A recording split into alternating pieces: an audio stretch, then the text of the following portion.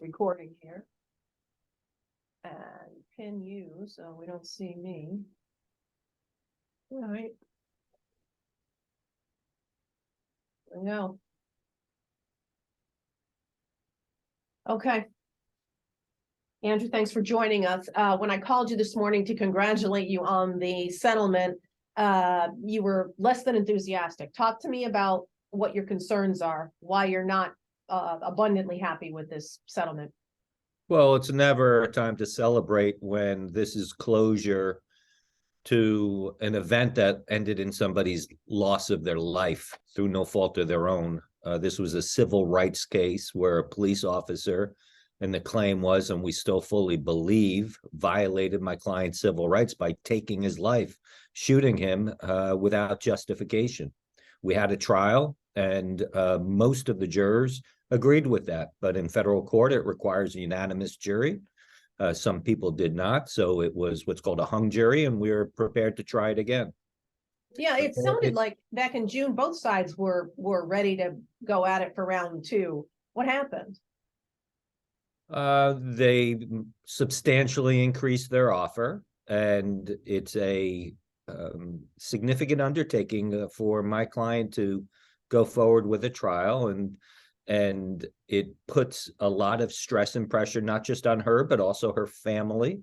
Not so much as relates to the outcome, because quite confident in what the outcome would be, but the stress and pressure of the trial itself.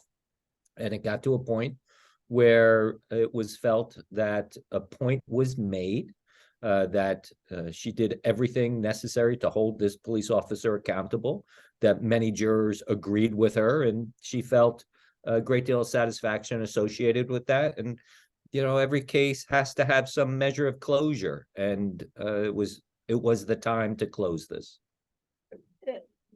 So a measure of your angst is from the fact that Brett Ferris is still serving, correct? Can you talk about that?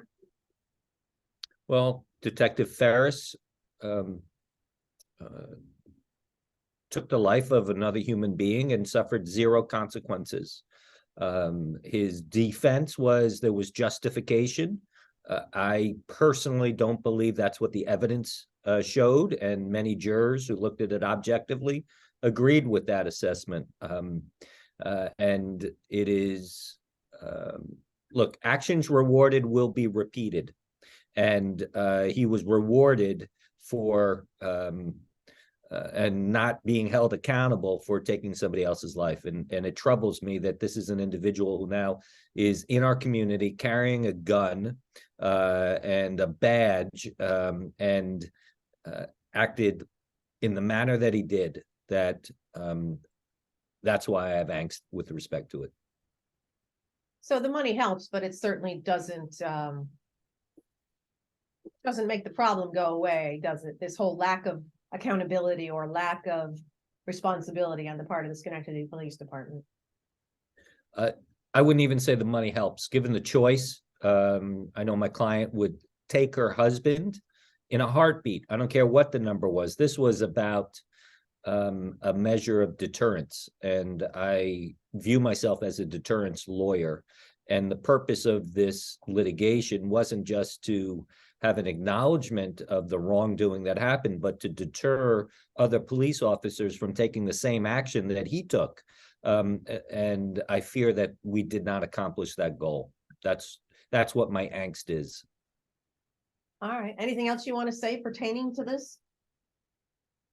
I just encourage people to, when their rights have been violated, to hold the wrongdoer accountable. Because if we all have a civil responsibility to our community, and that civil responsibility is to hold wrongdoers accountable, not just for the self-satisfaction of doing that, but to make sure it doesn't happen again. Okay, great. I'm going to stop recording, but just, out of my